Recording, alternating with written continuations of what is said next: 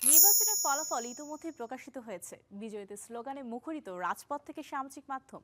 কিন্তু ভোটের দিনটা কেমন কেটেছিল দেশীয় অঙ্গনে তারকাদের? কেমন ছিল তাদের নির্বাচন অভিজ্ঞতা, প্রত্যাশা আর অনুভূতি? গণতন্ত্রের সেই দিনটিতে শিল্প সংস্কৃতি অঙ্গনের তারকারা কিভাবে অংশ নিয়েছিলেন? ফিরে দেখি তাদের অভিজ্ঞতার ঝলক।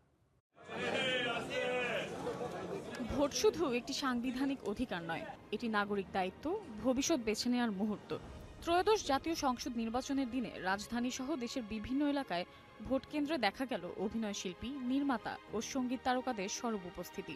ভোটের দিন সকালেই ঢাকা ৮ আসনের কেন্দ্রে ভোট দেন প্রবীণ অভিনেতা আবুল হায়াত। দীর্ঘ ১৭ বছর পর ভোট দিয়ে উচ্ছ্বাস প্রকাশ করেন তিনি। অভিনেত্রী মাসুমা রহমান নাবিলা ভোট দিয়ে সামাজিক মাধ্যমে লেখেন, একটি আরও ভালো বাংলাদেশের প্রত্যাশায়। একই সুরে অভিনেত্রী সাফা কবির জানান, সচেতন নাগরিক হিসেবে ভোট দিতে পেরে তিনি গর্বিত। দুপুরে গুলশান মডেল হাই স্কুল ও কলেজ কেন্দ্রে ভোট দেন চলচ্চিত্রের ৩ বোন সুচন্দা, ববিতা ও চম্পা। তাদের প্রত্যাশা, দেশের সিনেমা শিল্পে সরকার আরও সুযোগ সুবিধা দেবে। অন্যদিকে ঢাকা ১৭ আসনের ভোটার ব্যান্ড তারকা মাহফুজ আনাম জেমস সুন্দর ও সুষ্ঠু গণতান্ত্রিক প্রক্রিয়ার মাধ্যমে দেশ এগিয়ে যাক, এটাই তার কামনা। এছাড়া সামাজিক মাধ্যমে ভোট দেওয়ার ছবি শেয়ার করেন আজমেরি হক বাঁধন, ইমতিয়াজ বর্ষণ ও নির্মাতা আশফাক নিপুণ সহ আরও অনেকে। ভোট দেওয়া শেষ। কেউ কেউ ঢাকার বাইরে গিয়েও ভোট দিয়েছেন। অভিনেতা মনোজ প্রামাণিক নিজ জেলা নওগাঁয় গিয়ে ভোট দেন।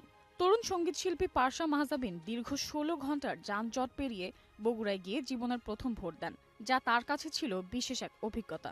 মডেল ও অভিনেতা নোবেল বাবা মা ও স্ত্রীকে সঙ্গে নিয়ে ভোট দিয়েছেন। জানালেন, এবারের নির্বাচন নিয়ে তার বাবা মায়ের আগ্রহ ছিল সবচেয়ে বেশি। এছাড়াও ভোট দিয়েছেন অপূর্ব, অনন্ত জলিল, বর্ষা, তমা মির্জা, প্রভা, সুনেরা বিনতে কামাল, কিয়া পায়েল সহ অনেকে। শিল্প সংস্কৃতি অঙ্গনের প্রবীণ থেকে নবীন সবাই মিলেই অংশ নেন গণতন্ত্রের উৎসবে। ভোট কেন্দ্রে তাদের উপস্থিতি মনে করিয়ে দেয় গণতন্ত্রের শক্তি সবার অংশগ্রহণেই। Samiha Majumdar, Star entertainment.